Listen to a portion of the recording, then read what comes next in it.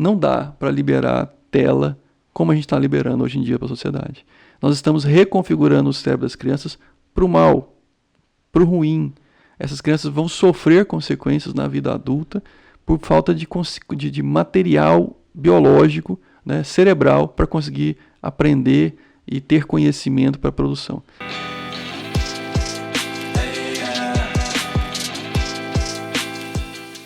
Senhoras e senhores, estamos de volta para mais um episódio número 40. 40 episódios aqui no Josimar Pereira Podcast. E hoje eu trouxe um mestre para falar sobre um tema atual que está deixando as pessoas de orelha em pé, principalmente a classe trabalhadora. Será que eu vou perder meu emprego? Será que a inteligência artificial vai me substituir? Para tirar essas e outras dúvidas, saber o que de fato é inteligência artificial, que colaboração pode trazer para nós como seres humanos, até que ponto isso é benéfico, até que ponto a gente tem que observar, ter uma certa cautela. Senhoras e senhores, com vocês, professor Celso, seja muito bem-vindo. Obrigado, Josimar. Prazer imenso estar aqui contigo, né? Satisfação, obrigado pelo convite. E vamos lá bater um papo e falar um pouquinho sobre mitos, verdades e ilusões das pessoas com relação a IA. Para começar, por que esse nome? O que é inteligência artificial? Muito bom. Porque a gente tem a inteligência nossa, natural, né? Isso. E por que inteligência artificial? Muito bom. Bom, IA, ela vem evidentemente da inteligência natural, imitando, tentando simular a inteligência humana, a inteligência natural. Mas ela nada mais é do que um software, né? Ela é um software que tenta pegar características comportamentais do ser humano e apresentar como simulação. E aí dá a impressão de que tem uma inteligência dentro do software. Então a gente coloca como artificial porque ela não é real, ela não é natural. Uhum. Então ela é um software tentando imitar as características de inteligência do humano. Então, por exemplo, uma das características que mais determina a inteligência no ser humano é a capacidade de aprender. Então, se eu consigo simular que aquele software tem capacidade de aprender, e como é que eu faço isso? Com vários tipos de modelos, métodos e assim por diante, eu passo por ter inteligência, passo por ser inteligente, né? Então, é claro que ali dentro não tem um neurônio, é claro que ali dentro não tem as conexões biológicas que tem no cérebro humano, mas eu simulo, eu conecto de tal forma que me apresenta como uma pessoa, né, ou um ser inteligente. E como que essa máquina, essa inteligência, me traz essas respostas quando eu faço perguntas? Uhum. Existe um banco de dados ou ela aprende com o rastro digital que a gente deixa em diversas plataformas que a gente utiliza no dia a dia? Essa é uma boa pergunta. Na verdade, quando a gente fala de perguntas e respostas, a gente está falando de um tipo de IA que a gente chama de LLMs, né? Modelos de linguagem largos ou grandes. Que hoje é conhecido como ChatGPT e o BART do Google, o Gemini do Google e assim por diante. Tem alguns modelos já em concorrência. Esse tipo de inteligência, a ideia dela é tentar prever palavras seguintes dado um texto. Então, quando você faz uma pergunta para o ChatGPT, o que ele por trás está tentando fazer é, dado o contexto que você deu para ele, né, o contexto de frases, perguntas, textos que você entregou para ele, ele tenta extrair semântica daquilo e buscar na base que ele foi treinada, e aí não é uma base de dados simples, ele foi treinada de forma a capturar esse conhecimento semântico. Ele tenta achar similaridade nisso e tenta responder criando uma nova resposta. Não é que ele acha respostas já existentes, ele cria, gera de que forma? Ele gera a partir do contexto de referência. Ou seja, é como se fosse eu estudasse uma quantidade de conteúdo e trouxesse uma probabilidade de resposta frente àquele conteúdo. Eu não tenho um banco de dados para toda vez que você me pergunta, eu aciono e respondo. Não é uma busca simples, né? Vou lá, tento achar onde está aquela pergunta que você me fez e trago a resposta que está lá. Não é isso. Entendo o contexto da tua pergunta, a semântica da sua pergunta, identifico nos textos que me foram treinados semelhança semântica e dali eu gero um texto novo com as probabilidades do texto de referência. Então eu vou gerando palavra a palavra, por isso que você vê o ChatGPT escrevendo aos poucos, você vai gerando palavra a palavra com aquela semântica que veio da sua pergunta. Tá? E aí como é que eu sei a próxima palavra? Eu sei a próxima palavra porque no meu treinamento existe uma sequência de palavras daquela semântica que você me perguntou que me dá a probabilidade da palavra seguinte. Então eu estou numa palavra, qual que é a probabilidade da próxima palavra acontecer? Naquele contexto, naquela semântica, é a palavra X. Aí eu coloco a X. Mas está longe de comparar com a mente humana. Não, né? não é Porque, assim que... nós temos bilhões de neurônios, né? Não é assim que a gente processa a linguagem no cérebro. Apesar que a gente tem uma coisa chamada redes neurais artificiais, que é a base dessas LLMs. Tá? Nas redes O que neurais são artificiais... LLMs? LLMs. Large Language Models. Modelos de linguagem largos, né? Grandes, extensos, profundos. Que vem dessa coisa da rede neural. Porque a gente está falando profundo? Porque a gente está falando de várias camadas de rede neural que imita o córtex, que tem várias, no córtex humano, que tem várias camadas de distribuição da informação, sinais nesse caso, né, elétricos, pelo corpo, pelo cérebro. Então, voltando, como é que a LLM é construída? Ela é construída a partir de exemplos que é dado para ela, que ela tenta aprender e gerar essas conexões artificiais neurais. Tá? E essas, a gente chama de sinapse, né? Fazendo uma correlação com o cérebro humano, biológico, essas sinapses, esses pesos matemáticos é que fazem essa probabilidade da próxima palavra. Então é como se eu treinasse essa rede neural, esse LLM, que é uma rede neural, para que ela conseguisse calcular a probabilidade das próximas palavras dado uma janela de palavras anteriores. Ou seja, eu utilizei o exemplo do ChatGPT, que foi o que tornou a IA mais popular, né? A primeira vez que eu tive contato com discussão sobre IA foi num MBA que eu comecei em 2017, que eu achei fascinante ali a gente utilizar em sala de aula. Mas o ChatGPT, ele popularizou isso, né? Porque Sim. já se usava. As redes sociais é um exemplo. Redes sociais é um exemplo de aplicação. Que já utilizava. Nos feeds, né? Só que ela não me dava essas respostas como o ChatGPT, né? Isso. Lá é outro tipo de IA. Lá a gente chama de sistemas de recomendação. Recommendation Systems. O que é a ideia do Recommendation Systems? Isso é a mesma coisa que acontece, por exemplo, na Amazon, quando você vai comprar um produto e ela recomenda mais 3 outros produtos. Como é que a IA trabalha com recomendação? Você tem basicamente um histórico com você, de uso, de comportamento, é o caso da rede social. Então ele sabe o que você clicou, o que você não clicou, o que você passou, quanto tempo você ficou, tudo isso é mensurado, metrificado. Então a rede social talvez seja o software que mais te mede. Tá? E é o tempo todo, assim, segundo que você passa fora, dentro, que você clicou, patrocinado, não patrocinado, tudo isso é medido em você. E aí está o risco, né? Depois eu vou poder falar um pouquinho desses riscos que tem. Então o algoritmo de posse dessa informação, ele começa a entender o seu perfil de comportamento. E baseado no seu perfil de comportamento, / conteúdo que você acessa, gosta, permanece, engaja, ele passa a recomendar outros conteúdos semelhantes, especialmente conteúdos patrocinados. Ou seja, mas uma dúvida, mas ele não sabe quem é o Josimar. Ele não manda algo assim pessoal para o Josimar. Ele recomenda através dos dados que eu deixei ali. É isso, mas ele conhece você pelos seus dados. Pelos meus dados. Eu tenho uma pesquisa que eu fiz nos Estados Unidos uma vez, em 2016. Naquela época, o Facebook conhecia pelo seu comportamento você mais do que você após 2 anos de uso. Após um Isso ano de já uso, existia um bom tempo atrás, né? Não é de agora. após um ano de uso, o Facebook conhecia você melhor que a sua mãe. Isso com testes empíricos, com bancada, com teste comportamental.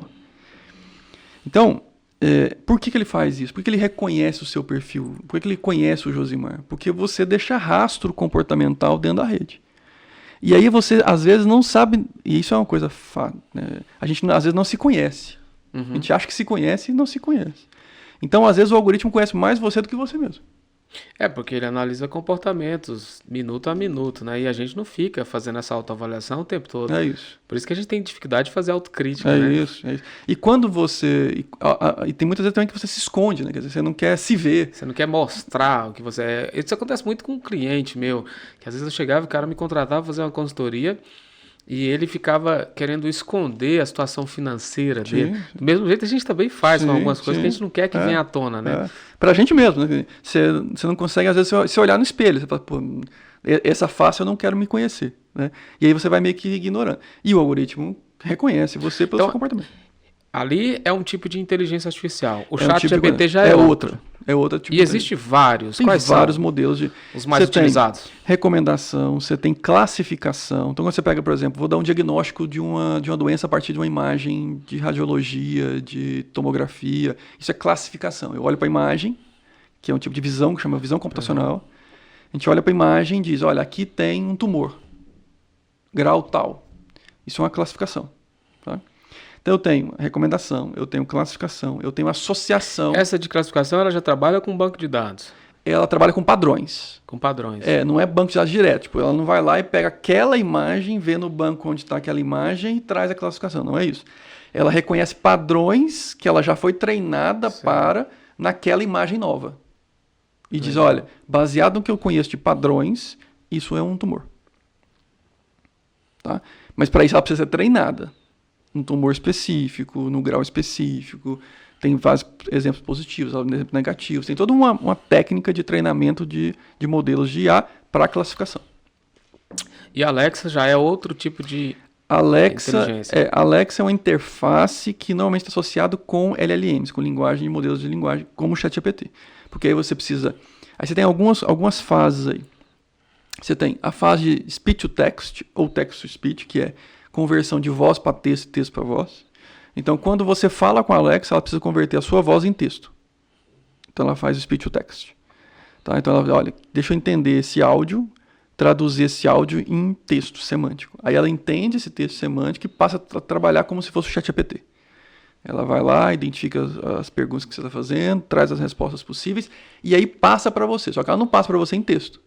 Ela passa para você em voz. Aí ela faz o inverso, text to speech. E o legal é que ela vai aprendendo sobre a gente, né? Vai, porque aí ela vai te dando respostas que às vezes você até esqueceu, vai criando padrões que você não analisou. Porque ela tem essa janela de contexto. Ela vai conhecendo você pelo contexto que você está colocando lá dentro.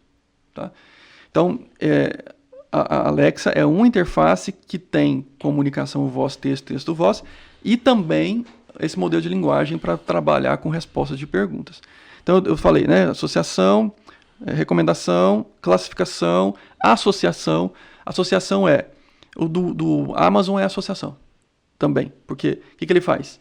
Ele diz o seguinte, olha, quem comprou isso também comprou aquilo. Entendi. Isso é padrão. Tá? Tem regras de associação. Em níveis diferentes. Quem comprou isso e isso. São 3 níveis de regra.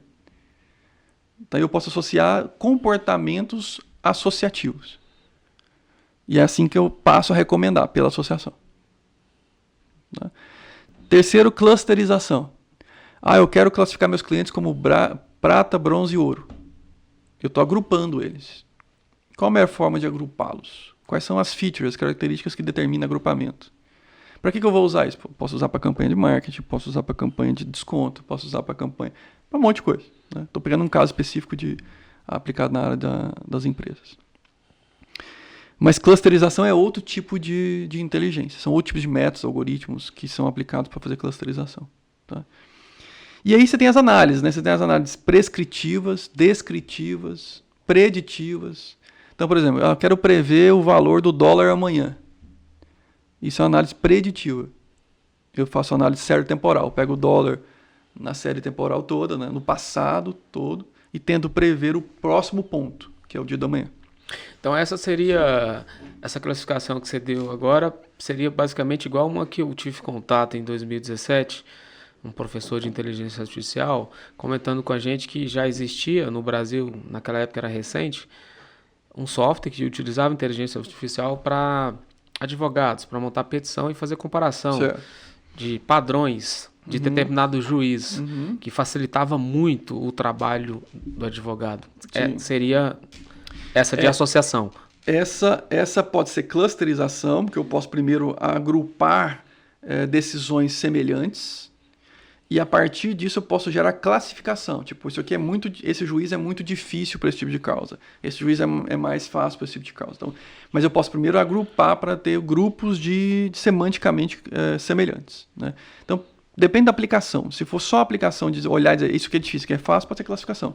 Agora, eu quero agrupar tudo isso para ter um grupo de juízes que são mais fáceis, um grupo de juízes que são mais difíceis.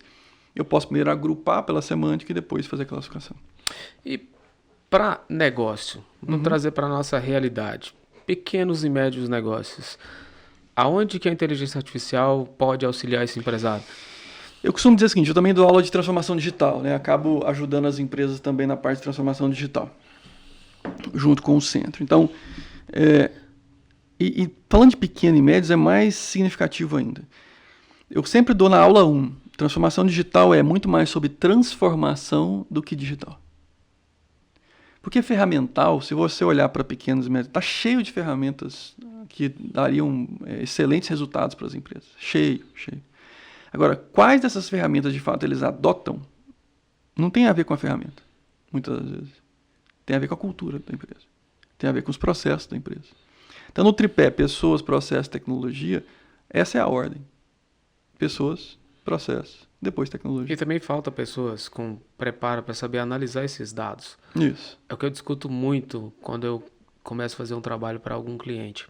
Você tem muitos profissionais hoje que não querem ir para a faculdade, não precisam de faculdade, eles são muito bons em ferramentas. Mas quando você fala de conteúdo, de análise de dados para tomar decisão, principalmente, vamos na minha área, do ponto de vista de marketing, falta muita coisa. Ele não sabe o que fazer com aquilo ali. No primeiro momento, ele consegue começar e trazer um resultado para a empresa. De repente, ele não consegue mais dar escalabilidade naquilo ali. Porque ele não consegue analisar todos esses dados que a máquina e que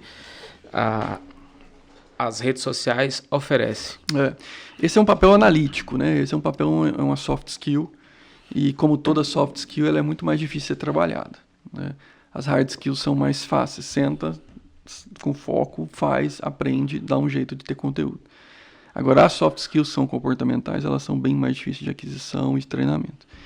Mas tem muita, falando de novo para pequenas e médias empresas, tem muita ferramenta que poderia ser utilizada, mas não é utilizada. E aí falta a adoção, né? E muitas das vezes é do profissional que está no departamento, muitas vezes é do próprio dono, porque microempresa, pequena empresa, é uma empresa familiar, às vezes, muitas das vezes, com um grupo muito pequeno de pessoas trabalhando. Falta visão para que realmente gaste um esforço ali, às vezes nem é dinheiro, é tempo, é esforço. Tem muita coisa muito barata também, como ferramenta. É tempo, mão de obra, e o micro e pequeno, ele tem aquela coisa muito imediatista. Ele não pensa como a grande empresa que faz coisas para médio e longo prazo, né? Ele é muito imediatista, ele quer o resultado muito, muito instantâneo. E mesmo assim, se parasse para olhar, para filtrar, você tem ferramentas que te entregam resultado em curto prazo. A questão tem que parar e focar nesse tipo de solução, né? E aí é o que muitos não têm, às vezes, ciência, capacidade do ponto de vista educacional para parar um pouquinho e mirar nesse tipo de solução, sabe? Mas tem muita coisa legal, tem muita coisa para marketing, tem muita coisa para vendas, tem muita coisa para capacitação de RH, tem muita coisa para suporte e conversacional com clientes, né? Que é aumentar um pouco, trabalhar o funil de venda como um todo, a ampulheta de venda como um todo. Então, assim, tem bastante coisa que a automação de processos dele, tipo, olha, eu faço um monte de coisa que eu vou na internet, pego isso aqui, preencho a planilha, mando por e-mail. Sabe aquela coisa do dia a dia que o cara fica atolado naqueles processos extremamente manuais que ele faz hoje? Tem ferramental para você automatizar isso e você sair desse círculo vicioso que você entrou de trabalhar e não ver de onde você está trabalhando, né? Porque o pequeno negócio é isso, né? O cara, ele bate escanteio, ele cabeceia, ele faz tudo. Só que ele faz tudo e sem auxílio de ferramenta, ele acaba fazendo muito mais do que ele precisaria fazer. O que muitos têm dificuldade para entender é que existem várias pessoas que começaram pequeno e hoje se tornaram gigantes. Mas o que eles entenderam que a maioria não entende? Ele entende os estágios. Tem um momento que eu preciso ser o faz tudo, igual você acabou de dizer, só que eu tenho que querer ir criando processos e modernizando o meu negócio. Eu não posso continuar e ficar com o mesmo pensamento que eu estava lá no estágio zero. É isso aí. Essa dificuldade, uma questão também muito cultural, regional, isso trava muito o projeto legal. Mas e os riscos, Celso? Estamos sendo invadidos da privacidade? Quais são os riscos para nós? Sim. Isso eu já disse em outros lugares, né? Eu imagino que mais de 95% dos brasileiros já têm os seus dados vazados. Por várias razões. Seja por hackers, seja por venda de informação, seja por descuido do próprio usuário. Tem várias razões, mas o fato é que até hoje a gente pouco deu valor à história da proteção dos dados, enquanto sociedade. Estou falando só Brasil, não. O mundo como um todo. Temos legislações até bem maduras para isso, né? Como LGPD e semelhantes na Europa. A questão é que é a história da lei pegar, né?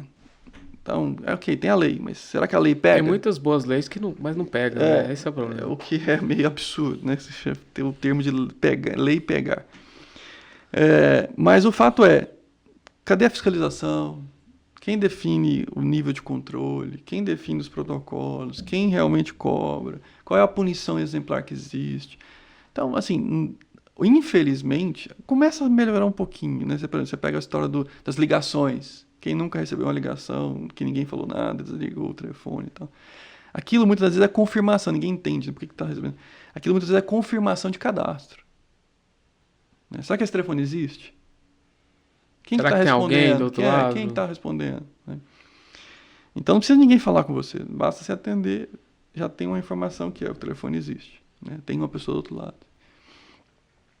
Quando não tem uma voz dizendo, alô, quem é? Aí você diz quem é.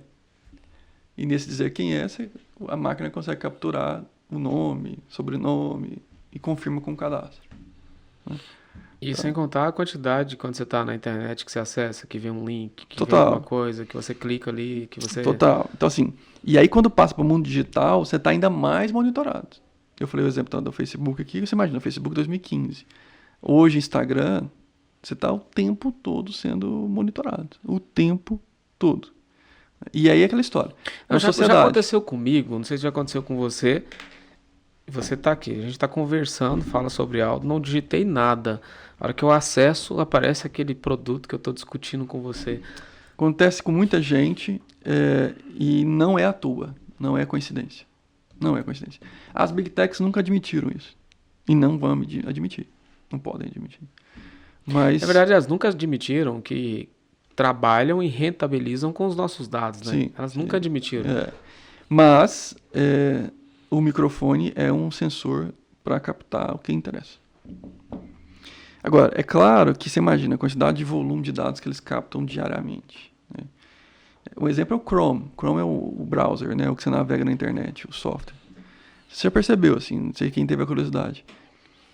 A quantidade de memória que o Chrome consome, sua máquina às vezes fica lenta. Você fala assim, eu vou fechar. Fechei o Chrome, a máquina voltou a ficar bem. Porque o que ele está fazendo no final do dia é fazendo, a gente chama de sniffing, né? Cheirando tudo que é possível cheirar nos seus cliques. O tempo todo. Entende? Então, voltando para a rede social do smartphone, que é mais fácil ainda. E aí com localização, o smartphone, né? Com localização, com voz, com cliques, com quantidade de vezes que você abre, quanto tempo você ficou naquela postagem, tudo isso é medido. Tudo isso é medido. E aí é a frase do Carl Sagan, né, assim, que dizia, na sociedade que é baseada em tecnologia, as pessoas não conhecem tecnologia, vira vítima. Porque quando você pega os proprietários dessas Big Techs, eles não vivem escravo. Por exemplo, o Zuckerberg não deixa os filhos utilizar smartphone. Ele não deixa o computador dele, o notebook dele, com a tela aberta, tá fechada. Porque ele sabe como o poder que tem disso aí, né? E assim, nem sei se tudo isso também já está definido como verdade ou não, mas o fato existe uma captura de dados constante. E o fato é, quando você não conhece sobre aquele sistema e faz parte do sistema, você é vítima do sistema. E não é só no mundo digital, não. Vamos pegar o mundo financeiro, para dar um contrabalanço. Você vive no sistema capitalista. Se você não tem educação financeira, o que você vira vítima? Do sistema. Você passa a dever, você passa a não conseguir pagar as contas, porque você não entendeu o jogo que você joga. Né? É como se eu fosse jogar baralho com você e não soubesse jogar o jogo. A chance de eu ganhar o jogo com você é mínima. É o problema das fake news. Por que as fake news são tão fortes no Brasil? Porque o cidadão a sociedade não investe em educação, o cara não está preparado para saber filtrar, ele não está preparado para entender que os algoritmos só me entregam o que eu quero. Né? Então, se eu sinalizo para determinada ideologia, só vai chegar aquele tipo de conteúdo para mim. Sim, tem a bolha. Então, assim... Tem a bolha. E é isso. Então, assim, esse você falou um ponto fundamental. Então, existe um problema. A sociedade está vítima. Né? Eu estava numa rádio esses dias e começou a passar uma reportagem sobre phishing, para a gente comentar depois. Phishing é um tipo de golpe que, traduzindo, é pescaria.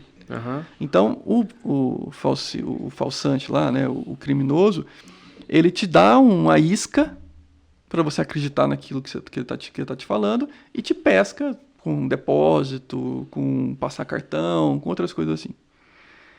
Aí é aquela história, por que as pessoas são pescadas? Porque elas estão vítimas do sistema, elas estão inocentes no processo. Né? Então elas deixam ser pescadas porque elas caem na isca o tempo todo. E vai além disso. Quando você está fazendo algo muito mecânico, eles colocam tão idêntico. Por exemplo, eu, vez ou outra, faço uma campanha no Facebook, no Instagram, aquela tarjazinha que tem lá de você turbinar. Sim. Um dia eu coloquei turbinar e tem a opção do Pix cola, né? Peguei e olhei rápido, colei. Quando eu olhei no final assim, não chegou. Falei, mas a campanha sempre foi automático. Quando eu fui olhar, naquele time, alguém mandou pra mim um link falso. Olha o tanto que é rápido. Eu entrei aqui no Instagram, no turbinar aqui, e na hora que eu fui Pix cola, que eu não olhei o nome lá, Facebook, fui mecanizado. Aconteceu. É. Não, sem dúvida nenhuma, cada dia melhor, os golpes são melhorados, né? Esse dia eu estava vendo um também que eu fiquei abismado. Um banco digital teve um problema de conexão. Então você tentava usar o app do banco e não conseguia. O que os golpistas fizeram? Aproveitaram que o banco estava fora do ar, mandavam um SMS para os correntistas, né, ou supostos correntistas, e dizia, seu saldo teve um problema. Clique aqui para ver o que está acontecendo. A pessoa, às vezes até com boa vontade, saía daquele SMS, ia para o aplicativo dela, tentava logar e não conseguia. Porque realmente o aplicativo estava com problema. No desespero, porque ela colocava como saldo negativado. No desespero, a pessoa voltava no SMS e clicava no link da mensagem. Então é aquela história dos gatilhos, né? Os criminosos sabem todos esses gatilhos mentais. E agora que está tendo muito, esses dias eu vi uma reportagem, vi várias pessoas caindo, é na ligação. Liga para você como se fosse um banco, departamento de cobrança, ele tem todos os seus dados, ele confirma os dados com você, ele fala igualzinho a algum agente de cobrança, e quando você vê, é alguém que te deu um golpe. Sim, né? sim. Porque eles compram esses dados, ou eles invadem e pegam esses dados. Então, de fato, está ficando difícil, porque estão pegando os gatilhos mentais e colocando para dentro do golpe. E, por outro lado, tem muita, realmente, inocência digital. Assim, as pessoas não estão sabendo o que eles estão mexendo. O famoso golpe do WhatsApp, onde as pessoas trocavam a foto. Né? Colocavam a mesma foto no número diferente, que não era o número do golpista. Então, veja, você pegou o seu celular do WhatsApp, apareceu a minha foto, só que o número não tem o meu nome, porque o número é novo. Mas porque apareceu a minha foto, você vai me depositar lá R$1.000, R$2.000. Olha, porque literalmente as pessoas não entenderam como funciona o WhatsApp. Como é que cadastra o WhatsApp? Por que aparece o cadastro? Por que aparece o nome? De onde o WhatsApp tira esse nome, esse cadastro? Realmente está abstraído, né? Tá uma coisa meio aquém do que as pessoas entendem. E aí o golpista vai justamente nesse ponto falho, né? Nesse ponto cego.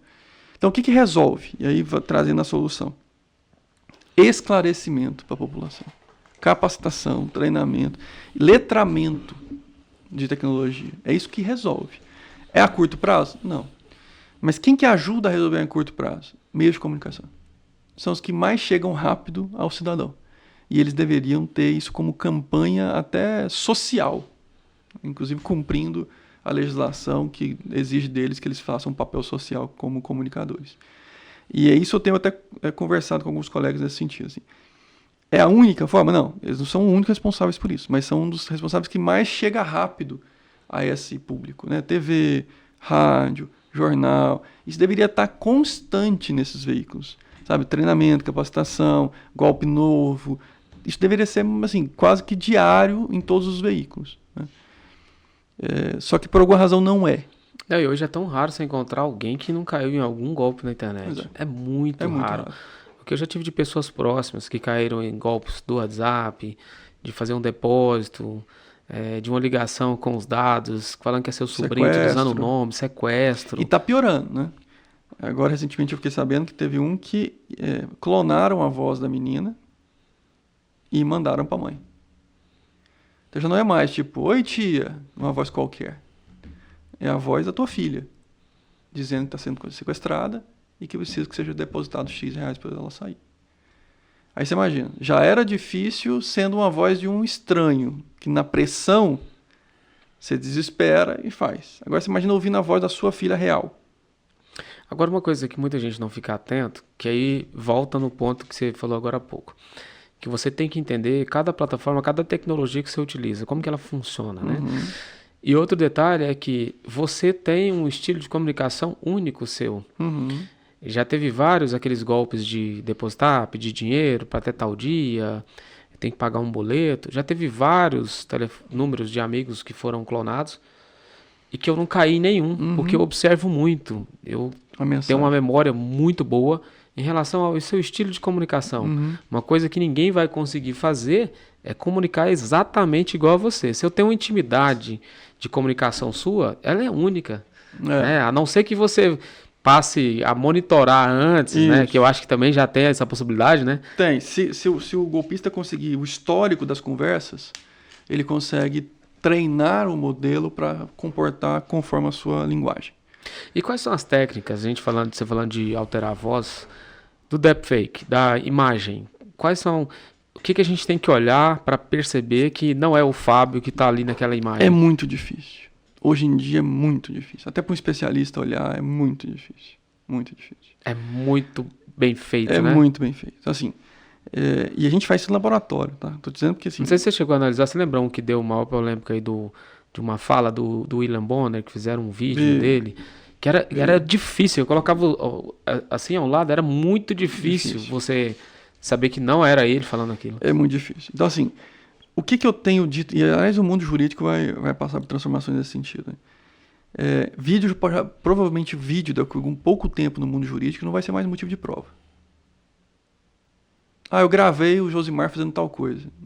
Esquece. Não precisa nem colocar no processo. Porque gravar o Josimar fazendo, ou criar uma coisa do Josimar fazendo, é igual... Não vai ser mais garantia. É igual print de WhatsApp. Antigamente você entrava com prova, né? Você pode... Hoje não, porque você pode criar um print, você mesmo faz. Criar um print de WhatsApp é mais simples do mundo, né? Então, essas coisas que a gente vai ter que começar como sociedade, de novo, educar para entender. Primeiro ponto é duvide. Duvide. Mas minha filha que mandou, duvide. Meu sobrinho que entende muito tecnologia que mandou, duvide. Duvide. Ainda mais época de eleição, duvide de tudo. A gente está chegando num período eleitoral, você já pegando esse gancho, e provavelmente isso vai ser muito mais presente do que na eleição passada. Total. Não, e vai ser num nível muito mais fidedigno, né? Mais realista do que na passada. Porque a gente está criando cada vez mais grupos especialistas nessa guerra digital de fake news, né? Nessa guerra de narrativas. De narrativas. E ali, olha que nós estamos chegando numa fase, tentar fazer um histórico um pouquinho dessa parte da comunicação. Quando a gente olha para as revoluções tecnológicas, a gente tem que falar também das revoluções das mídias, porque isso também muda a sociedade. Então, quando a gente sai, vou voltar lá de novo nos Homens da Caverna. Quando a gente sai lá dos Homens da Caverna, a gente sai de uma linguagem gestual, primeira forma de comunicação. A gente foi para uma linguagem oral. Da oral, a gente foi para a escrita, pintura rupestres, assim por diante. Depois a gente foi para a imprensa, que a gente começou a ter um produtor, N consumidores, então você escrevia qualquer coisa e N pessoas liam o que você escrevia. Então um produzia, N consumia. Depois dando saltos, nós fomos para rádio, broadcast, então assim, dois fazendo conteúdo e a grande maioria consumindo conteúdo. Depois nós fomos para TV, outro broadcast, mais vídeo, mais engajado, mais interativo. Mas ainda assim, poucos produzindo e muitos consumindo. E a gente entrou na era da internet. N para N. N produtores com N consumidores. Qual que é o problema quando a gente cai nesse N para N? É que na versão anterior, 1 para N, rádio ou TV, o produtor tinha chancela. Então não era qualquer um que conseguia abrir microfone e falar a opinião, e falar o que achava, e falar... Nanã. E os outros, porque tinha chancela, os consumidores não tinham filtro. Então quem questionava o que o Jornal Nacional dava? Uhum. Quem questionava o que vinha da Reuters? Um monte de redação no Brasil pagava pela Reuters, pelas notícias internacionais, e não questionava. Tipo, vamos ver se é verdade mesmo. Tá na Reuters, coloca lá no jornal, coloca a fonte. Saiu na Veja, é confiável. Pronto. Por quê? Porque nós tínhamos até então chancelas da produção. A sociedade chancelada, dizendo, aqui veio da Globo, aqui veio do tal canal, aqui veio da Reuters, assim por diante. Beleza, então a população nunca foi educada a questionar a informação. Aí entramos no N para N. Tiramos as chancelas. Hoje uma criança de 11 anos tem lá milhões e milhões de visualizações. Saímos do horizontal, viemos para o vertical. Como é que uma criança de 11 anos vai ter filtro na produção? Ela não tem nem maturidade para isso. E ela não tem corte, não tem quem edita. É ela fazendo, publicando diretamente no YouTube e a outra de 8, 9, 10, 11 consumindo. O lado bom é que nós podemos questionar. O lado ruim é que quem está aqui consumindo, ele não está preparado. Não tem filtro. Não tem filtro, ele não está preparado para saber se aquela informação é verídica ou não. Principalmente se ela vem do campo ideológico que o agrada, ou do cara que ele gosta de estudar. E sem contar que a gente está tendo um outro problema, você que é professor, eu também sou, que as pessoas não estão querendo ir para a faculdade mais. Essa questão do YouTube, de cada um produzir seu conteúdo, todo mundo é um especialista em alguma coisa, é bom em alguma coisa. Ninguém quer ir para a faculdade. Então a gente tem muitas pessoas com uma quantidade gigantesca de informação. Agora tem uma diferença muito grande de informação e conhecimento, né? Porque a gente aprende na faculdade, a primeira coisa que a gente aprende é, se eu vou defender uma tese, eu não vou falar em primeira pessoa. Primeiro eu tenho que traduzir os referenciais, né? Então as pessoas já não estavam preparadas para isso. Ele aprendeu que ele tem que questionar. Os maliciosos da internet, ele ensinou ele a questionar. Olha, tal veículo de comunicação te alienou, fez isso e fez isso. E agora você confia em mim. Mas eu não estou preparado para saber se você é confiável. Que é o problema que a gente tem da fake news, né? O cara tá ali, você mostra para ele e fala assim, questiona assim, já aconteceu isso muito na minha família. O tio chegava e falava assim, não, mas tá acontecendo isso. Olha o vídeo que eu recebi. Tio, mas quem mandou esse vídeo pro senhor? Qual que é a fonte? Quem que é esse cara para dizer que, senhor, que isso é verdade, né? Aí, assim, eu até me coloco no lugar dele. Imagina uma pessoa que não teve esse acesso ao estudo que a gente teve, de sempre questionar, buscar 4 fontes para formar nossa opinião. Ele recebe aquilo ali para ele é verdade. Então, os maliciosos desse lado bom da comunicação tá destruindo a comunicação, né? Sem dúvida, sem dúvida. E aí você começa a colocar interrogação em tudo. Por isso que eu comecei essa fala toda dizendo, questione e duvide de tudo. Não só dos veículos tradicionais, tudo, né? Mas de tudo. Que agora virou uma forma que as pessoas, para conseguir equilibrar, elas tendem a pender a balança para o outro lado do extremo. Então, ao invés de trazer pro razoável, pro meio, pro consenso, elas tendem a pender para os extremos. Então, olha, se um lado ou um grupo está falando alguma coisa, nós temos que falar contra esse grupo. E aí perdeu essa noção de verdade. Verdade é o que se repete. Ficou como se fossem 2 torcidas, né? Verdade é o que se repete. Não importa, repete. eu estou defendendo o meu lado. Olha que absurdo. Então, assim, quanto mais eu repito alguma coisa, né, a verdade contada várias vezes, ela virou uma verdade. Uma mentira contada várias vezes, ela virou uma verdade. Ao ponto de que você tem agora milhões de verdades e cada uma vai defender a sua verdade de um jeito que ninguém questiona qual realmente é a verdade. Entende? Então, assim, por quê? Porque nós viemos desse NN. Então, agora, o que eu estou produzindo é verdade. Por quê? Porque eu estou produzindo. E quem está consumindo pelo grupo, né, se agrupa e diz, não, porque fulano está produzindo. Eu não quero saber quem é o fulano, é do meu grupo. Do grupo. Então, perdeu-se a noção clara e óbvia de metodologia científica, de análise de contexto e referência, análise de experimentação. Porque até na academia, até na ciência, não existe verdade absoluta. Não tem. Eu costumo dizer para as pessoas assim, quanto mais a gente estuda, você fica mais receoso de uma verdade, Sim. que não tem, A não famosa frase, existe. só sei que nada sei. Né? Agora, quando... Tem até um filósofo que ele fala o seguinte, que as pessoas que têm pouco acesso à informação, eles são mais felizes. Uhum. Porque eles acreditam em muitas verdades que a gente, cada dia que passa, a gente vai tendo mais dúvidas, né? Porque você tem uma certa inquietude, né, mental, porque você sabe que quanto mais você estuda, mais o buraco fica maior, né? É igual o cidadão ter a necessidade de ter um político como herói, imaginar que um político A ou B vai transformar minha vida, vai transformar meu país. Salvador da pátria. A transformação ela começa comigo. Claro. Primeiro, investindo em educação, sabendo questionar, tentando evoluir. Eu como pessoa e quem está à minha volta. É isso aí. Porque aquele cara tá lá, ele saiu do nosso meio. Sim. Como é que eu vou querer um cara que vai transformar tudo se ele saiu do meu meio, com as minhas deficiências, com tudo? É bem complexo. Mas é isso, assim, a saída ainda é educacional. Sim. Longa, difícil, mas é educacional. Porque enquanto a gente não reverter esse processo de fla-flu na comunicação, eu não estou falando só de eleição, de política, estou falando de comunicação. As pessoas entraram numa paranoia de que elas vão defender o que elas falaram até o fim. Independente se elas não acreditam nelas. Tem gente que está defendendo o que ela falou sem nem acreditar no que ela falou. Mas você acha que...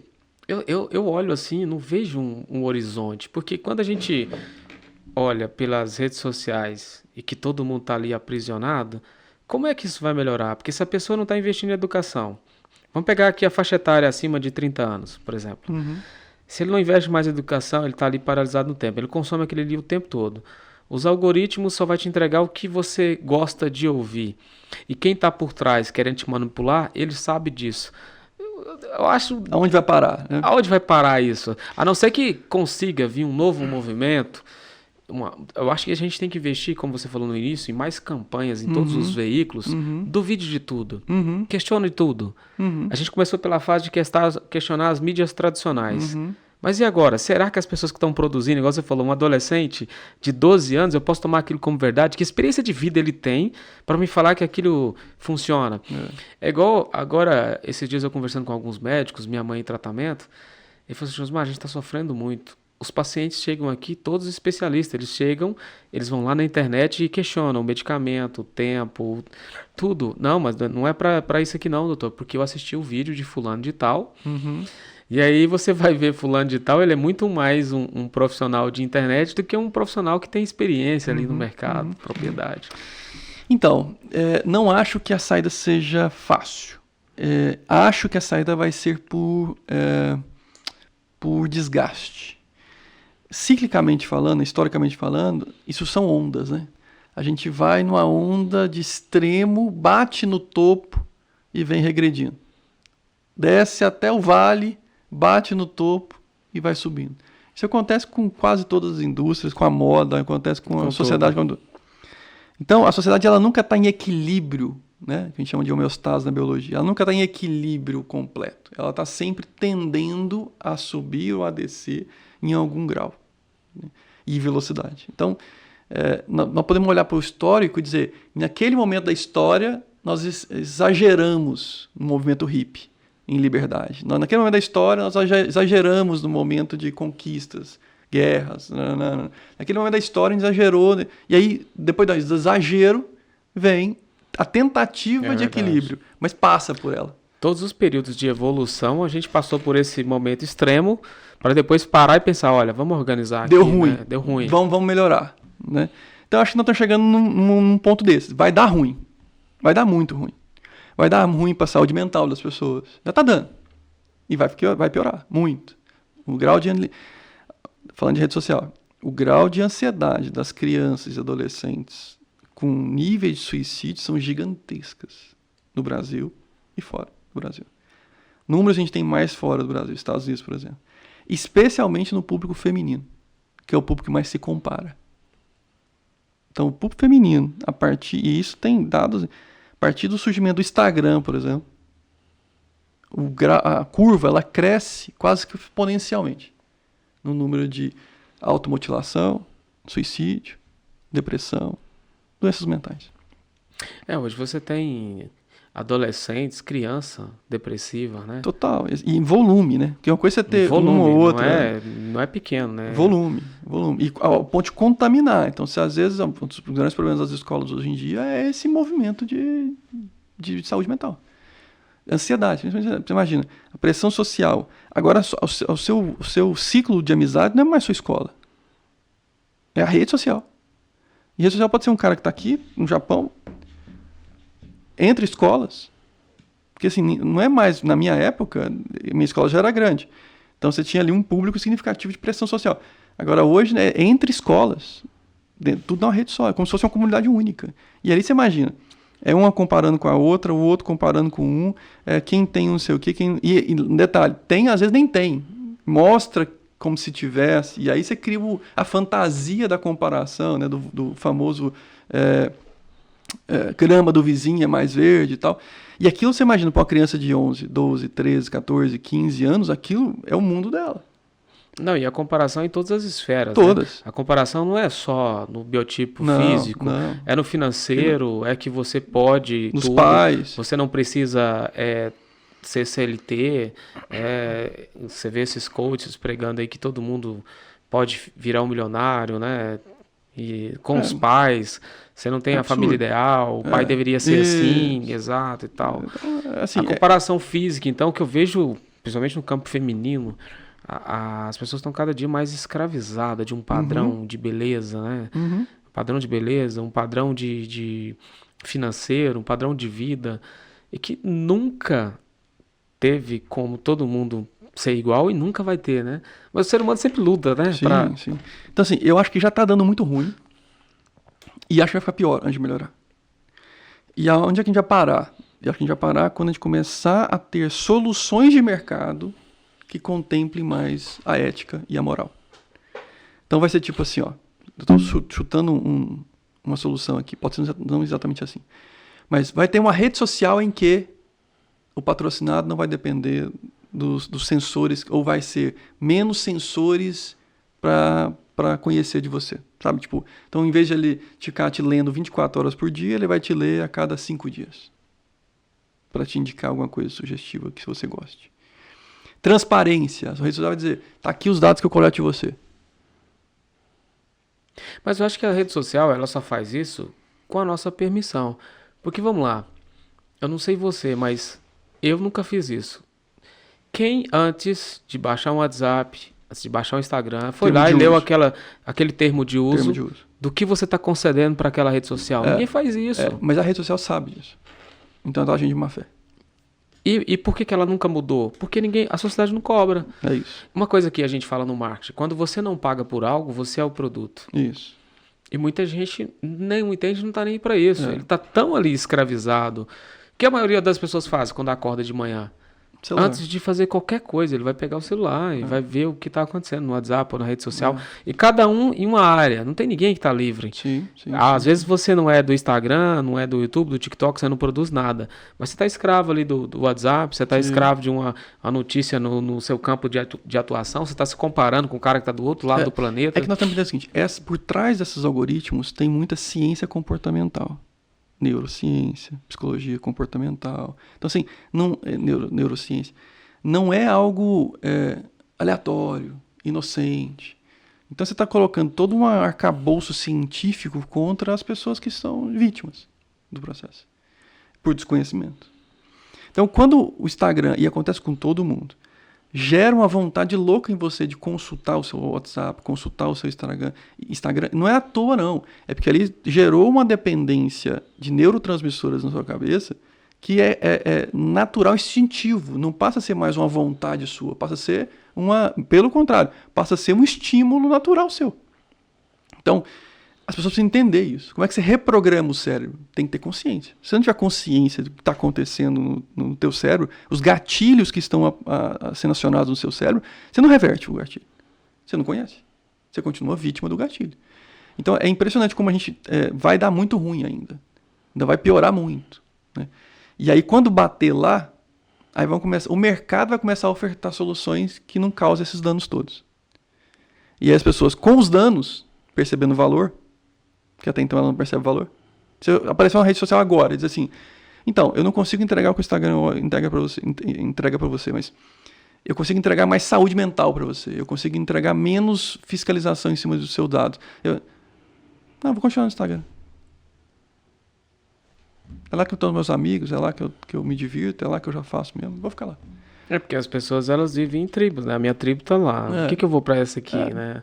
Eu lembro que na época que começou o Facebook, eu tinha o Orkut. O Facebook levou muito tempo para conseguir tirar as pessoas do Orkut e ir pro Facebook. Não foi rápido, não. Eu lembro que eu recebia convite diariamente do Facebook e eu não aceitava nenhum. O que eu quero com isso aqui? Eu já tô aqui no Orkut. Levou um bom tempo para ele conseguir. Eu acho que a próxima geração de redes sociais vão ser redes sociais mais humanizadas. Acho. Se o problema for tão grave ao ponto das pessoas perceberem o problema. Você acha que essa dependência nossa tecnológica vai chegar um momento que o pessoal também vai querer voltar? Porque a gente vive sempre esse ciclo. Acho. Porque hoje a gente está com casas automatizadas, carros automatizados. Acho. A gente está muito dependente das máquinas, né? Para fazer. Tem um lado bom, tem muita coisa de auxílio, mas tem muita coisa que te coloca também para ficar travado. Sim. Você não exercita mais o seu cérebro para muitas coisas. E assim, a gente tem que entender, né? Assim, a gente ainda é natural. A gente ainda é Homo sapiens. Então o seu cérebro é o mesmo da Homo da caverna. E a diferença de velocidade é gigante. A velocidade biológica não acompanha a velocidade tecnológica. Então as pessoas, por exaustão, em alguns casos você já vê isso, elas recorrem a voltar para o campo, a voltar a pisar na terra, a voltar a ver os pássaros, a voltar a ver beleza na natureza, porque ela é ainda aquele ser da caverna. E volta lá no que você falou no começo, do conhecimento, né? Por eu não conhecer determinada tecnologia ou rede social, qualquer coisa, eu me torno dependente e me acho incapaz, né? Se eu for comparar aqui, um neurônio nosso seria equivalente a um computador, por exemplo. Quantos neurônios que a gente tem, né? Então, assim, nada se compara à mente humana com qualquer outra tecnologia. Para mim, ela deve ser um auxílio, mas eu tenho que estar sempre exercitando a minha mente, né? Então, essa capacidade de reconectar com o fator humano, ela não é simples. Não é simples. Se você vai no automático, você vai no gatilho, se você vai nas triggers que são te gerados, você é vítima. E é isso, né? Você está sendo pescado o tempo todo. Você está sendo vítima o tempo todo. Porque você não criou autonomia do processo. Você não sabe olhar e dizer, criticar. É o que você falou da análise. Isso aqui... Eu clicar nesse patrocinado aqui vai me encher minha timeline de patrocinado. Eu não quero isso. Então, assim, esse ponto de crítica... São poucos que tem ainda, por mais óbvio que seja. Mas falta conhecimento. O cara entender como é que ferramenta é essa. O que está por trás disso? Né? Que estímulo é esse? Por que faz sentido eu clicar nisso? Por que as pessoas que estão gerando mais engajamento nas redes sociais, por que elas optam por um discurso mais agressivo? Por que elas optam por um discurso mais aguerrido? Por que ela... É o princípio natural de touro e tourada. Ninguém vai na tourada para ver o toureiro, vai para ver o touro. Né? Dá um acidente na rua, fica aquela fila de carro, todo mundo olhando o que está acontecendo no acidente. Então, as redes sociais e as tecnologias, elas pegam esses gatilhos mentais que a gente tem. Né? Aí a gente... É do nosso corpo, a gente quer encurtar caminho, a gente quer solução rápida. Se você pega qualquer influência da internet... Eles usam uma receita básica. Qualquer discurso, qualquer tese que ele esteja defendendo, ele quer te colocar uma solução rápida. Ele é o gênio da solução rápida. Ele produz um storytelling que você não alcançou e que você almeja. Isso. E aí ele faz aquela maquiagem toda por trás, né? E aí ele arrebanha aquela quantidade. Quando eu observo muitas pessoas, que eu, assim... Tem vários especialistas que eu acompanho, eu consigo filtrar. Cada pessoa tem algo bom, mas eu não consigo deusar ninguém. Claro. Porque se eu sou passivo de erro o tempo todo, se eu falo, eu falo algumas coisas e falo um monte de groselha, por que é que eu vou olhar para alguém e seguir fielmente o que aquela pessoa fala? Teve uma época que eu acompanhava um determinado profissional de marketing que revolucionou no Brasil, trouxe o marketing digital para o Brasil, etc. e tal. E naquele momento ele fez aquele movimento, né, de criação de conteúdo, de vídeo, que você pode falar sobre qualquer conteúdo, etc. e tal. E de repente ele começou a sofrer processos de muita gente que comprava o produto dele e que não conseguia fazer, ter aquele retorno no que ele pregava. E eu conversei com algumas que tinham comprado, eu falei assim, mas você seguiu? Você fez pelo menos 10, 20%? Você pegou a chamada dele de marketing, que é como qualquer comercial, como qualquer pessoa. É um pastor, um líder religioso, qualquer um, ele vai fazer um chamado, uma frase. Mas para você chegar naquela conquista, existe um processo. Então, assim, o que eu mais vejo é isso. Pessoas, às vezes, decepcionadas com determinados profissionais, que ele construiu naquele profissional a pessoa que ele queria e não de fato o que a pessoa era. Sim. Ou talvez a comunicação, eu peguei só uma parte. Eu só peguei, se você está aqui falando assim, Josmar, faz um curso de inteligência artificial comigo, que você vai mudar de vida, você vai ficar milionário em 3 meses. Mas talvez o seu método pode me tornar milionário em 3 meses. Agora, será que o Josimar está disposto a seguir toda a cartilha que você vai passar, ou o Josimar pegou só essa frase dos 3 meses e quer ter esse resultado em 3 meses? É o que está acontecendo, né? Não, as pessoas não têm mais tempo, né? Não têm mais esforço no processo, elas querem resultado imediato. E aí, parte dessa culpa, Josimar, é pela reconfiguração que está havendo no cérebro. E aí a discussão sobre forma e conteúdo. A gente fala muito de conteúdo, né? O conteúdo que uma criança de 11 anos está produzindo não tem chancela, não pode não ser verdade. Esse é um problema. Mas tem um problema maior do que o conteúdo. É a forma. Essa forma de entregar conteúdo por vídeos curtos, que gera dopamina, 3 segundos, dopamina, 5 segundos, neurotransmissores, 5 segundos, noradrenalina, 5 segundos. Essa forma de entregar faz o cérebro depender e tira o cérebro de experiências e tarefas mais longas. Porque nas tarefas mais longas não tem esse grau do ciclo dopaminérgico no cidadão como tem nas tarefas curtas, de estímulos curtos. Engraçado. Esses dias eu conversando com um amigo, ele falou assim, Josmar, eu não consigo mais assistir nenhum conteúdo.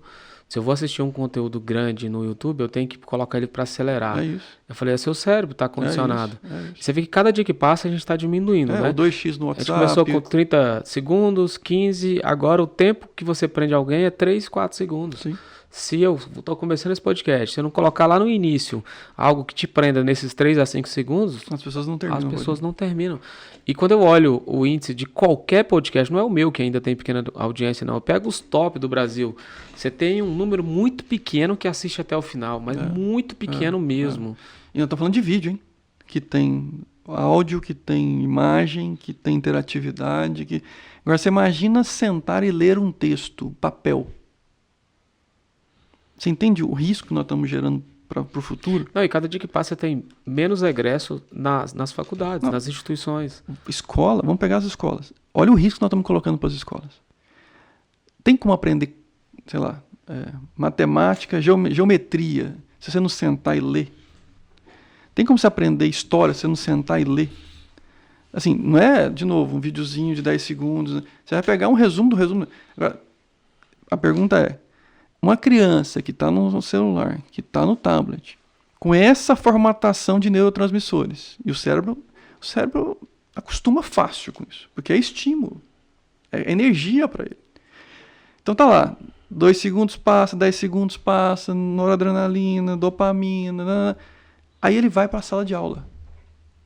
Chega na sala de aula, Josimar, a professora está 1 hora falando para ele no quadro, que não mexe, que não pisca, que não acende, que nada. E às vezes é um conteúdo introdutório. E ele tá lá assim, ó, parado, olhando para a professora. Ele olha assim, para que E ele não pode mexer, que se ele mexer é ruim.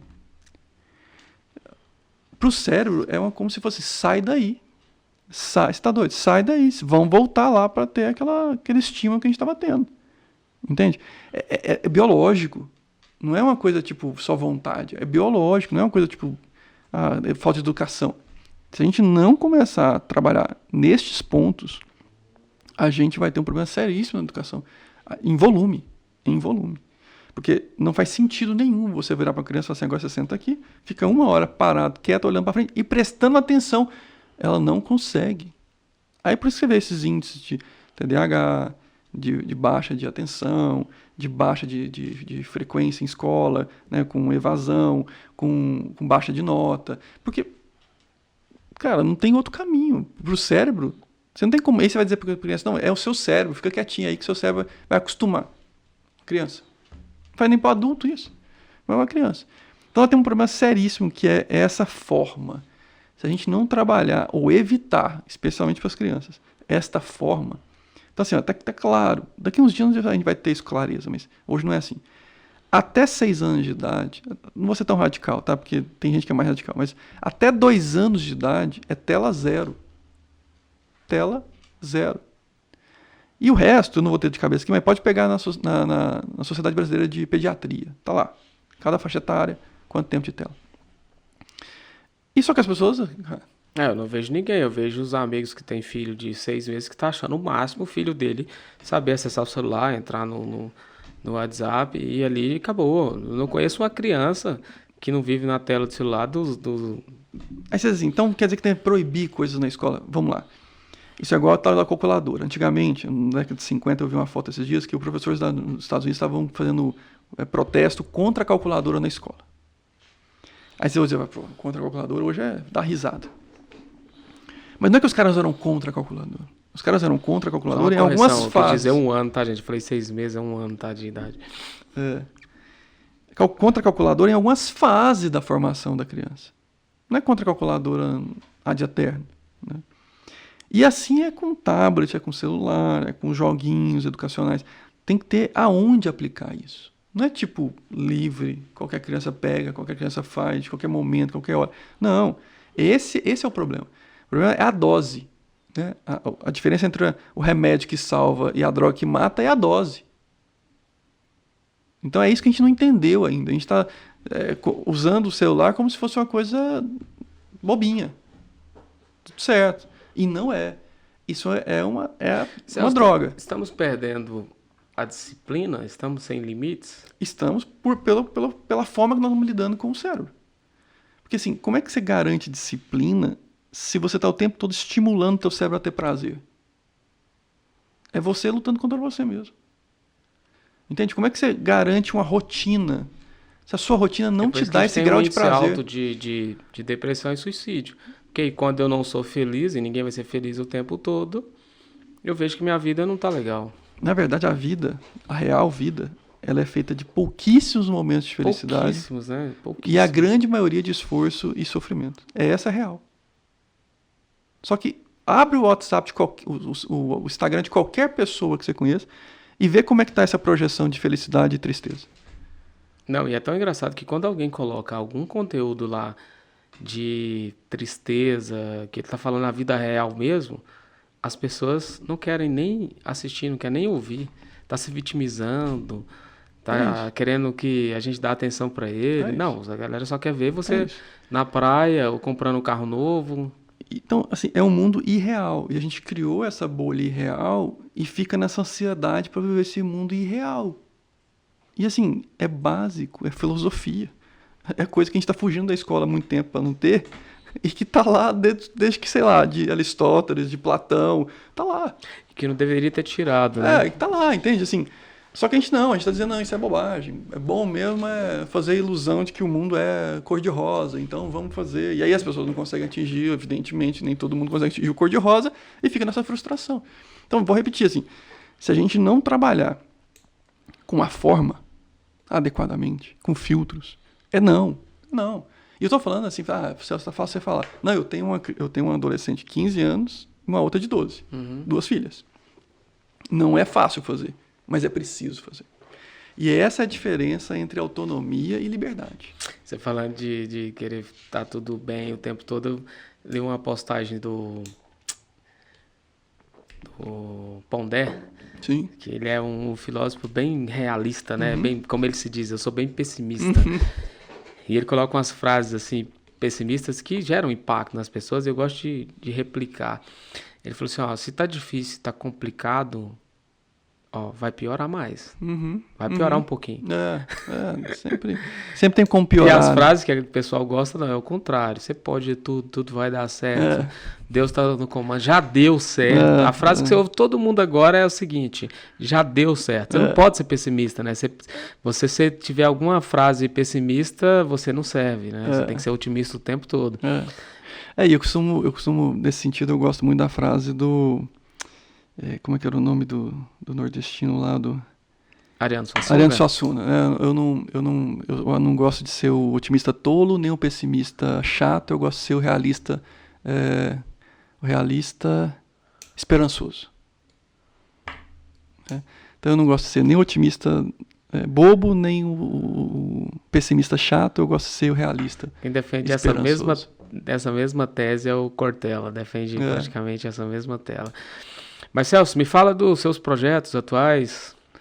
Bacana. Ultimamente a gente está fazendo muito com o Centro de Excelência IA, né, na UFG, dentro da UFG. A gente criou esse Centro de Excelência já tem uns 4 anos, para apoiar as empresas a fazer transformação digital, a fazer projetos com IA. Né. Esse é o grande foco. Hoje a gente está com mais de 60 empresas que trabalham conosco, vários setores, energia, agro, saúde, educação e tal. E a gente tenta levar para essas empresas um pouco dessa transformação que traz algum retorno de negócio. Né? Então não é a transformação pela transformação, não é a IA pela IA, não é a tecnologia pela tecnologia. A ideia é o que dessas tecnologias a gente pode trazer proveito para melhorar métricas de negócio. Seja redução de CAC, aumento da LTV, aumento de margem, redução de custo. A gente olha para o negócio e diz, quais são os grandes problemas que você está tendo aqui que a gente consegue potencialmente ajudar com IA. Tá? E a gente tem feito isso nos últimos 4 anos com o CEIA, o Centro de Excelência em IA. Já somos aí mais de 500 pessoas ligadas ao CEIA, né? Então pesquisadores da área de IA e tal, mestrandos, doutorandos, profissionais de forma geral que trabalham com IA e com tecnologia, e a gente acaba colocando isso a serviço dessas empresas que queiram realmente inovar. Né? E a gente tem nos surpreendido positivamente nisso. Assim, tem muita empresa que tem aberto esse canal de inovação como um canal que gera retorno também. Né? Não é um canal que simplesmente vai gastar recurso, não é isso. Porque muita gente olha para a inovação às vezes como uma coisa meio que um saco sem fundo. Né? Vou colocando lá porque é preciso inovar, mas sem muita estratégia no processo. E a gente tenta trazer um pouquinho da estratégia, casado com a estratégia da própria empresa, mas uma estratégia de inovação, para que a gente consiga, de fato, colocar tecnologia, colocar ferramental, colocar inovação na onde realmente tem maior chance de dar retorno para aquela organização. Sabe? Então a gente tem feito isso não só nas privadas, também tem feito isso nas públicas. Né? Então, a gente tem vários projetos no mundo jurídico, na educação, né? Com predição, por exemplo, de evasão escolar, que é um problema seríssimo na educação, né? Ainda mais hoje em dia que a gente estava falando. E para empresa privada, é acessível? Tem custo? Como é que é? Tem custo. A gente lá na universidade acaba conseguindo, em alguns casos, mitigar esse custo, fazer uma subvenção em cima desse custo, mas tem custo. E aí a primeira coisa é comunicar com a gente, né, comigo e com colegas lá, que a gente consegue avaliar as dores que a empresa tem e mais ou menos mensurar esse projeto e esse custo que teria para executar esse projeto. Né? Então começa com a dor, da dor gera o escopo do projeto mensura esse time, prazo, preço, e aí a empresa decide se vai fazer o investimento ou não. Tem algum case que você poderia dar de exemplo, não precisa nem citar o nome da empresa, de alguma inovação que vocês ofereceram, que trouxeram resultado? Tem alguns, assim, a gente tem... Só para o pessoal entender que a IA pode auxiliar os pequenos, os médios, que é principalmente a nossa audiência. Bacana. Tem um caso bem interessante que começou muito pequena a empresa, né? A Cília Seguros. A Cília Seguros é uma empresa de tecnologia que vende solução para antecipação de recursos para consertar seu carro. Então imagina que você bateu o seu carro, aí você vai ligar para a seguradora olha e fala assim, leva na minha oficina de confiança da seguradora, que lá eles vão fazer o orçamento, lá depois eu libero ou não libero para você, tal, e é aquele processo natural. A Cília entra no processo e diz assim, tira a foto do seu carro, a sua seguradora que usa a Cília, fala assim, tira a foto do seu carro, manda para mim, eu vou pré-aprovar para você ir na sua oficina e já tem um valor para você gastar. Legal. Com a foto do carro batido. Com a foto do carro batido, a gente consegue avaliar o dano que está sendo causado fora e dentro do carro. Tá? Isso foi um projeto desenvolvido inicialmente com a gente e para a Cilia. Hoje a Cilia tem 95% do share nacional de seguradoras. Legal. Então hoje já é uma empresa bem desenvolvida, bem grande e tal, que cresceu a partir desse tipo de tecnologia. Né? Então é um case bastante interessante. Outra é a Syncer, que é de carros autônomos. Então começou em laboratório, começou dentro do centro, e aí depois ele expandiu. Hoje a Syncer vende para 5 países diferentes a plataforma de carros autônomos de entrega. É de pequeno porte o carro autônomo, e ele faz entregas, né? Por exemplo, testando com iFood e outros casos assim. Tá? Mas ele está focado em last mile, first mile, primeira milha e última milha. Não é trajeto completo da entrega. É mais ali, ó. Vou pegar uma comida no shopping. Ao invés do motoqueiro descer da moto, pegar a escada rolante, subir lá em cima, esperar para entregar, descer. O robô pega a encomenda lá no restaurante e desce para o entregador lá no estacionamento. Essa é a primeira milha. Aí o entregador pega ali, vai levar para o condomínio fechado. Chega, ele tem que se identificar, entrar no condomínio, levar na casa, né? Aquele processo de última milha. Ao invés disso, ele pode entregar para o robô e o robô entregar na casa da pessoa dentro do condomínio. Então esse robô é mais focado no caso da entrega em primeira milha e última milha. Né? Então é o caso da Syncer, que também nasceu pequena e cresceu bastante. Mas tem casos do tipo geração de copywriters, de ads para geração de propagandas na internet. Tem casos do agro, que é, olha, como é que eu faço para reduzir o custo de produção de um confinamento, por exemplo, ou de um lote do confinamento, e ao mesmo tempo aumentar o ganho de peso. Eu quero aumentar arrobas desse lote para vender e tal, só que eu não quero aumentar muito o meu custo de produção dessa arroba. Então, como é que eu otimizo esse processo? Né? Que suplemento alimentar que eu vou incluir ali no plano nutricional daquele lote, que eu vou ganhar arrobas rápido e vou reduzir o custo de produção. Né? Essa é a outra otimização do agro, por exemplo, para citar um caso do agro. Educação. Como é que eu gero simulados automatizados? Ao invés de eu ficar gerando simulados 6 meses para fazer aquela avaliação e tal, comparar, como é que eu gero para o aluno de forma individualizada? Então não é para todo mundo a mesma prova, é individualizado. E eu faço esse aluno fazer simulados a cada 2, 3 dias, não 100 perguntas, mas 2, 3, 4, 5 perguntas. Né? Então como é que eu faço isso? Em vez de ser uma foto a cada 6 meses, é um vídeo constante de avaliações. Né? E direcionando ele a partir das respostas. Então, se ele errou mais isso, eu direciono o conteúdo, né? Que seria a personalização da trilha educacional que ele poderia seguir. Tá? Então, comunicação com clientes. Tem vários exemplos de comunicação com clientes. Eu quero reduzir a quantidade de pessoas e tempo de atendimento do meu call center, né? do meu vendedor de call center, né? Do meu vendedor de telefone. Então tem várias interações, empresas que fazem interações com bots, com os clientes, para tentar agilizar esse processo de venda ou de suporte, né? Diferente dos anteriores. Né? Antigamente era tudo baseado muito em menu, em coisas mais que o usuário não... Quero falar com o humano, né? Porque assim, o robô era muito ruim até então. Melhorou Hoje muito. A aceitação já é muito maior. Muito maior porque melhorou muito. Tem projeto de robô na área de construção civil, que hoje esses dias eu estava vendo na internet um robô que ele reboca a parede ali, faz todos os detalhes. Na construção civil, uma coisa que vai ser tendência, né, começa a dar alguns resultados, é a impressão de blocos ou a impressão de casas. Né? Então você tem uma impressora realmente que faz concreto e ela começa a fazer trilhas dentro ali, gerando uma espécie de blocos para você encaixar. Sabe? Então isso aumenta bastante a produtividade lá na produção, na construção civil. Que mais que eu tenho visto?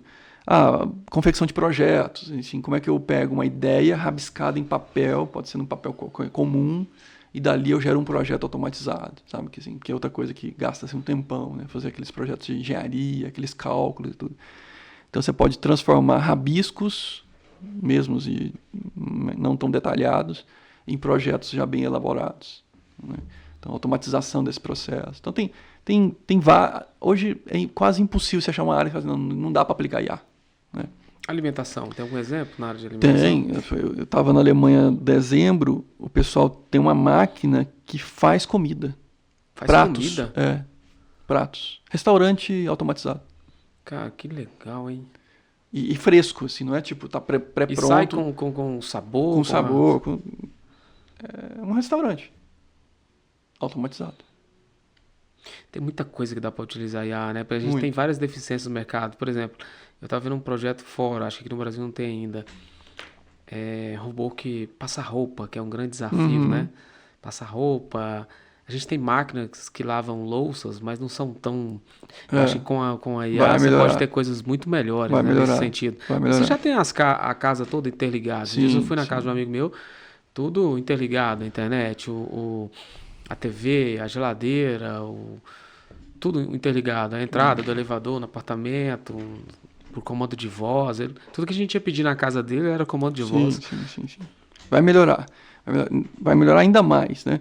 Mas hoje em dia já tem bastante coisa Não, eu fico automatizando. muito feliz de saber que aqui em Goiânia a gente tem esses bons projetos e precisa divulgar mais também, né, Claro, tem Celso, que pra gente divulgar. valorizar a nossa Valorizar universidade que tem a aqui. Universidade Federal de Goiás, valorizar a produção dos goianos, né? Valorizar a produção dos brasileiros, porque a gente chega lá fora também e mostra o que a gente faz. Aí o pessoal fica olhando e fala, mas no Brasil vocês fazem isso? Eu Né? ouvi no rádio que a Universidade Federal está com um projeto de auxílio eleitoral, né, em Também, parceria com... também, tentar predizer ou tentar apontar potencial fake news, né? É uma dos projetos que tem também lá no centro. Vai ser como? Vai ser um aplicativo que eu posso... A ideia é você submeter a notícia e a notícia ser avaliada, né? Aí está se pensando como vai fazer, vai você fazer mais em cima de rede social ou você vai fazer em cima de qualquer notícia que você passar para o robô analisar, sabe? Porque na rede social você tem outros sinais. Se aquilo cresceu muito, o número de visualizações, o número de likes, o número de compartilhamentos. Esses são outros sinais que também demonstram algum grau de trend, né? Assim, E até ajuda o TSE, porque foi questionado muito na eleição anterior, derrubar algo aqui, algo ali, etc e tal. E se tiver esse auxílio para você conseguir fazer essa análise é. rápida, olha, isso aqui de fato é uma fake news, por isso que nós estamos derrubando. Mas não é algo tão simples. Não. Assim, eu costumo dizer que não vai ser uma coisa cravada. Isso é uma fake news. A gente vai ter algum grau de probabilidade, Aí há sempre a probabilidade, né? algum grau de aviso, algum grau de suspeita. É nessa linha, porque é difícil você... Tem casos que você pergunta, isso aqui é real ou isso aqui é fake? Alguns vão dizer que é fake, outros vão dizer que é real. Mesmo dando a chance deles consultarem outras referências. Mas as plataformas, se quisessem, eu acho que elas já tinham Poderiam. condições, só que ela quer ficar o negócio aberto. Condições de minimizar isso aí. Poderiam. Porque o YouTube já é o que está mais fazendo isso. Uhum. Por exemplo, já tive convidados aqui que entrou em assuntos de vacina, assuntos de questões que já foram colocadas como decididas e que o YouTube derrubou, pediu para eu ir lá e fazer o Olha recorte. só, olha só. Então hoje a plataforma que eu vejo que mais faz isso, eu falo por experiência própria, Uhum. é o YouTube. Então se o YouTube tem condição de fazer, qualquer outra plataforma teria, Claro, se quisesse. claro. Por exemplo, o cara subiu aqui um vídeo e é fake news. Ele poderia dar pelo menos ali na hora que tá subindo, que se o cara tem muita audiência, olha, conteúdo suspeito. Sim, Ou sim. para a pessoa estar ali, tem uma tarja ali, olha. Sim. Não, nesse ponto, sem dúvida nenhuma, as Big Techs, elas não fazem isso por razões óbvias, né? Assim, na verdade, a fake news gera mais engajamento. Gera mais, né? Gera mais público, gera mais fluxo, gera mais engajamento. Então, assim, vindo delas, não vai ser. Só Se não for por legislação, regulamentação, por pressão, vindo delas, não vai ser. E é qualquer uma, tá? Assim, porque, de novo, mexe no caixa da empresa. Tá? Ninguém é doido lá dentro e fala assim, não, vamos proteger socialmente. De novo, porque a própria sociedade não tem essa bandeira clara da ética na tecnologia. Se tivesse, um lá de dentro, de negócio, ia falar, gente, vai dar ruim pro negócio. Não vamos fazer isso, não. Vamos fazer diferente. É porque se a sociedade tivesse esse termômetro, ele não ficaria feliz quando ele vê alguém produzindo uma fake news que está destruindo uma pessoa e ainda assim, mesmo ele sabendo, ele compartilha só porque é o inimigo dele. Né? A sociedade não tem essa noção. E chega ao absurdo de às vezes nem ser o inimigo. É só pelo... não vou nem chamar de prazer, mas só pelo movimento de ser o primeiro a contar para os amigos o que está acontecendo. Tá? Ele sabe que é falso, ele sabe que está danificando a vida de pessoas, e ele, para mostrar para os amigos que ele foi o primeiro a saber, ele vai lá e compartilha. Celso, show de bola, muito bacana, mas nosso tempo já chegou ao final. Depois a gente vai combinar para você voltar aqui novamente. Tem muita coisa para a gente discutir. Para finalizar, eu gostaria que você deixasse uma mensagem bem nesse campo que nós discutimos aqui, de alerta para a galera. Pode olhar para aquela câmera ali. Bacana. Uma mensagem final de alerta para que eu não caia nesses golpes, na fake news. Porque as pessoas não têm noção o quanto isso é destrutivo, né? Às vezes tá falando do seu tido inimigo, tá no campo ideológico que você quer que seja destruído, mas você está esquecendo que aquela mentira vai destruir alguém. Sim. Vai destruir um grupo, né? Vai acabar com a vida de uma pessoa. Bom, primeiro te agradecer aí o espaço, né? E já comunicando com o teu público lá, dizer o seguinte: primeiro, duvide de tudo, né? Ainda mais em época de eleição, duvide de tudo. Você não tem nada a perder em duvidar, você tem muito a perder em acreditar. Então, primeiro duvide, busque referências, busque confirmações fora da sua bolha, e aí, uma vez que você confirmou, você acredite e, mesmo assim, ao repassar, mostre a sua dúvida quando que você teve no primeiro momento que você teve acesso a essa informação. E a segunda dica é, você que é pai, que é tutor, que tem criança, olhe um pouquinho a regulamentação, olhe um pouquinho a indicação da Sociedade Brasileira de Pediatria.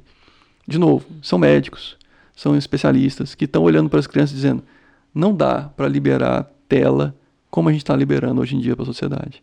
Nós estamos reconfigurando o cérebro das crianças para o mal, para o ruim.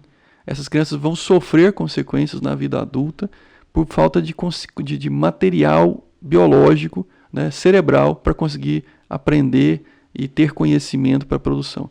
Então, assim, muito cuidado com o que você libera para o teu filho na rede social. Não é nem só conteúdo, de novo, eu falei aqui, né, não é só conteúdo, é forma. Então, não deixe ele no TikTok. Proíba de uso. Proíba, tire, desinstale o TikTok. Regule o tempo de uso, pautado nas recomendações da Sociedade Brasileira de Pediatria. Lá está, quanto tempo de tela cada faixa etária pode ter. Não ceda.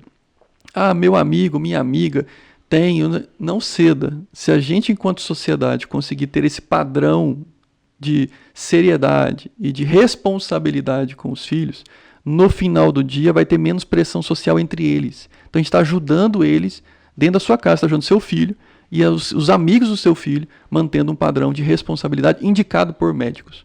Então, mais uma vez, tome cuidado. Obrigado mais uma vez pelo espaço. Fico à disposição. Você que gostou do conteúdo, deixe o seu like, faça a sua inscrição no canal, deixe aquele comentário e compartilhe com o seu amigo. E a gente encerra o nosso 40º podcast. Valeu!